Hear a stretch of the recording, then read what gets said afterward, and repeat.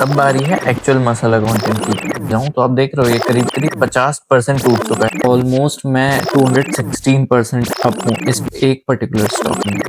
Guys stock market crash हो चुका है। मार्केट में पूरा त्राहिमाम त्राहिमाम मचा हुआ है। निफ्टी अपने ऑलमोस्ट 4-5 महीने लो पर है। ये गिरावट और कितनी आएगी ये कोई नहीं बता सकता, ना ही मैं कोई स्टॉक मार्केट एक्सपर्ट हूँ। ये वीडियो मैं बना रहा हूँ बेसिकली उन इन्वेस्टर्स के लिए जो नए स्टॉक मार्केट में इन्वेस्ट करने जा रहे हैं या फिर ऑलरेडी जो इन्वेस्टेड हैं बट जिन लोगों ने अभी तक अपने पोर्टफोलियो देखे भी नहीं है। गाइस सारे के सारे बड़े स्टॉक्स 20-20, 30-30% डाउन है। अच्छा खासा मार्केट में गिरावट आ रखी है। ये वीडियो साथ साथ उसके लिए भी है, मेरी बर्बादी का मंजर। इसमें बेसिकली जो मैंने जहां जहां पे इन्वेस्टमेंट किए हैं और वो जितने लॉसेस में जा चुके हैं वो जस्ट मैं अपना ग्रो का एक डैशबोर्ड आपको दिखाने वाला हूँ। तो अगर आपको एक मस्त मसाला कंटेंट चाहिए दूसरे की बर्बादी वाला तो जरूर से वीडियो देखें। So hi guys, my name is Pranav. ये वीडियो बेसिकली अगर तुम इंस्टाग्राम वाली रील देख के आए हो या फिर यूट्यूब वाले शॉर्ट्स देख के आए हो तो भाई तुम बड़े गुरु आदमी हो, तुमको दूसरों की बर्बादी देखने में बड़ा मजा आता है। एनीवेज, अब स्टार्ट करते हैं मजाक से हटके। इसके पहले कि मैं अपने पोर्टफोलियो पे हूँ, एक बार मार्केट में क्या चल रहा है और स्टॉक मार्केट क्यों क्रैश हो सकता है हम उस पर डिस्कस थोड़ा सा कर लेते हैं। अगर आपने अभी यूएस का जो ग्रीनलैंड वाला इशू चल रहा है अगर वो सुना हो तो बेसिकली उसमें क्या है कि डेनमार्क जो है उसका जो आइलैंड है यूएस उसको एक्वायर करने को ट्राई कर रहा है क्योंकि वो अपने सिक्योरिटी रीजंस दे रहा है। वो कह रहा है कि उसकी सिक्योरिटी को थ्रेट है। बट हाल फिलहाल में अगर सच में ऐसा होता है तो आपको अगर पता होगा तो बहुत सारे जैसे यूरोप के जो कंट्रीज हैं और जो चाइना है वो बहुत सारे गवर्नमेंट बॉन्ड्स यूएस से परचेज करते हैं। अगर यूएस सच में ये स्टेप लेने वाला है तो क्वाइट पॉसिबल है कि जो बहुत सारे अदर यूरोपियन कंट्रीज हैं जो बहुत हाई स्टेक रखती है यूएस में, तो हो सकता है वो यूएस के बॉन्ड सेल करने लग जाए। अगर वो सेल करने लग जाता है तो इससे बेसिकली यूएस की इकोनॉमी गिर सकती है और यूएस की इकोनॉमी गिरती है तो इंडिया की इकोनॉमी डेफिनेटली गिरेगी। तो हाल फिलहाल में इस पर क्या होने वाला है ये तो मैं नहीं कह सकता। बट अभी मार्केट में जितनी 12 बजी जितनी वॉलेटिलिटी आई है उसके कारण मेरे पोर्टफोलियो की क्या 12 बजी मैं आज आपको वो दिखाने वाला हूँ। और मैं आपको एक रिकमेंडेशन जरूर से दूंगा कि अपने गाइस स्टॉप लॉसेस सेट करके रख लो अगर आपने अभी भी नहीं सेट किए हैं। मेरे कितने सारे स्टॉक्स हैं जो काफी ज्यादा नेगेटिव में, इनफैक्ट निफ्टी 50 के तो ऑलमोस्ट सारे ही स्टॉक्स मेरे नेगेटिव में जा चुके हैं। अभी सिर्फ गोल्ड सिल्वर और मेटल्स ही अच्छा कर रहे हैं मार्केट में। इसीलिए जस्ट कह रहा हूँ कि अपने स्टॉप लॉसेस एक बार रिव्यू जरूर कर लेना अगर नहीं किए तो। मैंने सारे सी स्टॉक्स पे जो जो बाय किए थे मैंने ऑलमोस्ट 2 साल पहले बाय किए थे। मैंने ये सोचा था कि यार मार्केट जो है वो काफी अच्छा परफॉर्म कर रहा है, ये अगर लॉन्ग टर्म में मैं इन्वेस्ट करके छोड़ देता हूँ तो आने वाले 5 से 10 साल में तो मेरा पोर्टफोलियो इतना जोरदार हो जाएगा कि क्या पता मैं वही राकेश झुनझुनवाला बन जाऊं या ऐसे काफी कुछ अच्छा इन्वेस्टमेंट मेरा बहुत लॉन्ग टर्म में बहुत सही फायदा दे जाए। बट क्योंकि मैं भी न्यूबी था मार्केट में और मैं मुझे बहुत ज्यादा कुछ ऐसे नॉलेज नहीं थी तो मैंने ये सोचा था कि इन्वेस्ट करके लॉन्ग टर्म के लिए छोड़ दिया जाए। बट मुझे इस एक्सपीरियंस से ये पता चलता है कि यार बहुत लोग कहते हैं कि Nifty in the long run बहुत अच्छा ही परफॉर्म करता है। हाँ ये तो बात सच है कि Nifty in the long run अच्छा परफॉर्म करता है। बट अगर हम कंपनीज की बात करें तो कंपनीज का ऐसा हाल नहीं है भाई। कितने केसेस में ऐसी कंपनीज हैं जो 1950-60s में मान लो सपोज 1,000 रुपए का उसका स्टॉक प्राइस था, उसका आज 700 चला गया है और वो आज भी 1,000 रुपए टच नहीं कर पाया है। तो सारे ही आपको एग्जाम्पल राकेश झुनझुनवाला नहीं मिलेंगे, बहुत सारे एग्जाम्पल ऐसे भी मिलेंगे जो आपने सोचा होगा कि यार कि इन्वेस्ट कर दिया जाए और बहुत ही फ्यूचर में अच्छी वेल्थ जनरेट हो जाएगी। भाई उल्टा लोग लॉसेस में बैठे हैं, आज भी उनका पोर्टफोलियो ऊपर नहीं आया। तो एक बहुत स्ट्रिक्ट एडवाइस तो ये रहेगी कि सिर्फ एक या दो स्टॉक ही ऐसे रखो जो बहुत लॉन्ग टर्म के लिए रखो। उसमें भी मैं कहूंगा कि एटलीस्ट आप मंथली जाके विजिट करो और उसको डेफिनेटली एक बार चेक करो कि वो कैसा परफॉर्म करें। अगर अच्छा नहीं परफॉर्म करें तो भाई उन्हें सेल करके प्रॉफिट बुक करते रहो और फिर न्यू इन्वेस्टमेंट करते रहो। क्योंकि मार्केट में जिस तरीके से न्यूज फ्लो होती है उससे सारे स्टॉक्स ऊपर नीचे हो जाते हैं। कई ऐसे स्टॉक्स जो 3-3, 4-4 रुपए के भी थे कुछ टाइम पहले तक, मैंने उनको 500-500 रुपए तक के भी जाते देखा है। और कई सारे स्टॉक्स जो हजार रुपए के थे वो 200, 500, 300, 100 रुपए तक के भी जा चुके हैं। स्टॉक मार्केट का कोई भरोसा नहीं होता है। तो ये जस्ट एक मेरा एक्सपीरियंस वीडियो है। तो इसके बाद मैं बेसिकली अपना पोर्टफोलियो दिखाने वाला हूँ। तो आपको मैं लेके चलूंगा अपने कंप्यूटर स्क्रीन पे, बेसिकली यहाँ पे। इसमें मैं आपको दिखाऊंगा कि कैसे स्टॉक मार्केट कैसा बेसिकली परफॉर्म करने वाला है। मेरे एटलीस्ट मेरे पोर्टफोलियो के पर्सपेक्टिव से देखा जाए तो मेरे कई सारे पोर्टफोलियो के जो स्टॉक्स हैं वो दिखाने वाला हूँ। बहुत सारे मैंने सेल कर दिए हैं, बट उसमें ये दिखाने वाला हूँ कि किस तरीके से गंदी तरीके से वो टूट रहे हैं और वो गिरे जा रहे हैं। तो चलो गाइस, अब चलते हैं सिस्टम पे। अब बारी है एक्चुअल मसला कंटेंट की। बट इसके पहले कि मैं अपना पोर्टफोलियो दिखाऊं, एक बार थोड़ा सा निफ्टी पे नजर मार लेते हैं। अगर आप अब मेरी स्क्रीन देख रहे हो तो यहाँ पे मैं आपको ये डेट दिखा रहा हूँ, 8 अक्टूबर 2025 की। अगर इस डेट पे आप देखोगे तो निफ्टी की वैल्यू ऑलमोस्ट 25,600, सॉरी 25,046 कुछ थी। अगर आप अभी की करंट वैल्यू देखोगे ये यहाँ पर, तो निफ्टी की वैल्यू 25,048 है। ऑलमोस्ट हम सेम उस पे आ चुके हैं।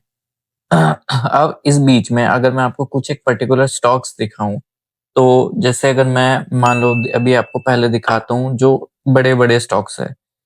रिलायंस पावर पे अगर जाता हूँ सपोज, तो अभी आप ये देख रहे हो ये ऑलरेडी 5% टूटा है अभी लास्ट वर्किंग डे पे। अगर मैं इसको वापस 6 महीने के उस पे लेके जाऊं तो आप देख रहे हो ये करीब करीब 50% टूट चुका है। अभी 28 रुपीज की वैल्यू है, पहले ये ऑलमोस्ट 60 रुपीज का था। और अगर मैं 1 ईयर का चार्ट लगाता हूँ तो ये 70 रुपीज का था। 70 रुपीज से 28 रुपए पे जा चुका है गाइस।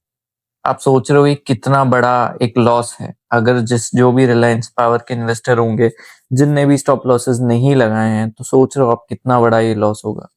अब अगर मैं सेकंड स्टॉक पे जाता हूँ, सुजलॉन, जो कि बहुत ही ज्यादा हाई वॉल्यूम में ट्रेड होता हुआ स्टॉक है, सुजलॉन एनर्जी। अब इसका अगेन मैं 6 मंथ का चार्ट लगाता हूँ तो 6 मंथ में आप देख रहे हो 30% तक गिर चुका है। इसकी हाईएस्ट वैल्यू अगर 1 ईयर के चार्ट पे देखता हूँ तो अगेन ये 71 रुपीज का था, जो अभी 45 रुपीज पे ट्रेड कर रहा है। तो आप देख रहे हो कितनी बुरी हालत है। ऐसे ही हम तीन और स्टॉक देख लेते हैं। Adani green energy.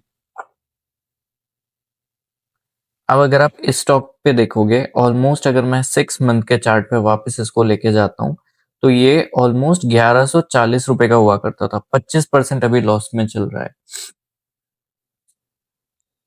ऐसे ही अगर मैं आपको आईटीसी दिखाता हूँ, सिगरेट वाली कंपनी, इसका तो सुना ही होगा आपने। अगर मैं आईटीसी का दिखाता हूँ 6 महीने में, तो इसकी वैल्यू ऑलमोस्ट 22% से गिर चुका है। और एक लास्ट विप्रो, विप्रो का भी अगेन मैं 6 महीने का चार्ट लगाता हूँ तो आप देखोगे तो ये 6 महीने पे शायद डिफरेंस नहीं है, ओके, बट 1 ईयर का सपोज अगर मैं स्टॉक लगाता हूँ तो ये 25% लॉस पे चल रहा है। तो आप देख रहे हो बेसिकली लास्ट 1 साल से अच्छे बड़े बड़े स्टॉक्स अच्छे खासे लेवल पे गिरे हुए हैं।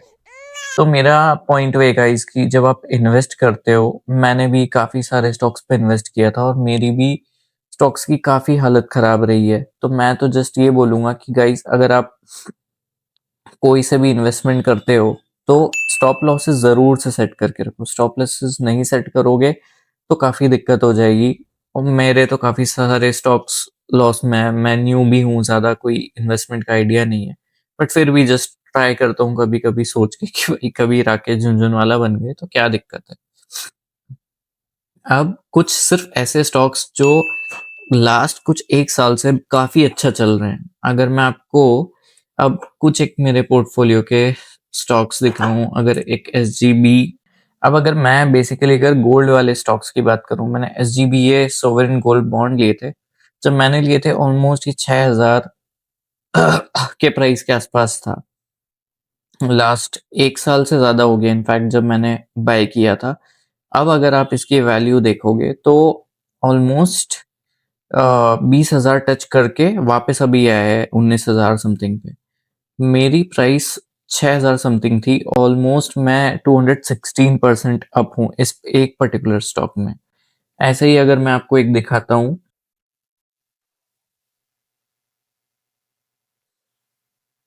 अब अगर बेसिकली मैं आपको एक हिंदुस्तान जिंक करके एक स्टॉक है ये दिखाता हूँ, लास्ट 1 साल का परफॉर्मेंस अगर आप देख रहे हो तो आपको पता चलेगा कि भाई ये लास्ट 1 साल में 46% तक बढ़ चुका है। अच्छा खासा अप है। ऐसे ही कॉपर की भी यही हालत है।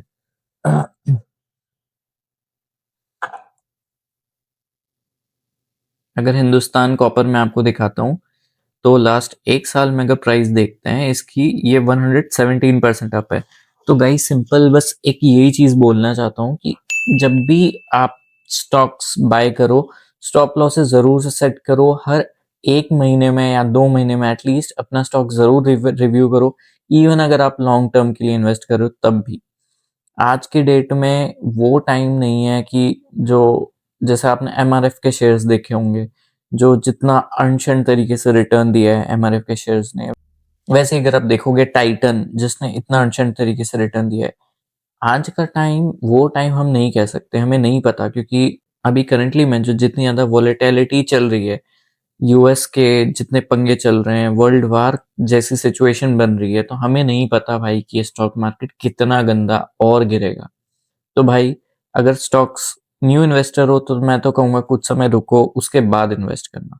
बट इवन अगर आप पुराने इन्वेस्टर भी हो तो मैं बोलूंगा अपने स्टॉप लॉसेस जरूर सेट करके रखना। मेरे काफी सारे स्टॉप लॉसेस हिट हुए हैं। और लास्ट में आपको एक चीज और दिखा देता हूँ कि मेरे प्रॉफिट एंड लॉसेस अभी कितना ज्यादा लॉस में मैं बैठा हूँ, मैं जस्ट आपको वो दिखाता हूँ।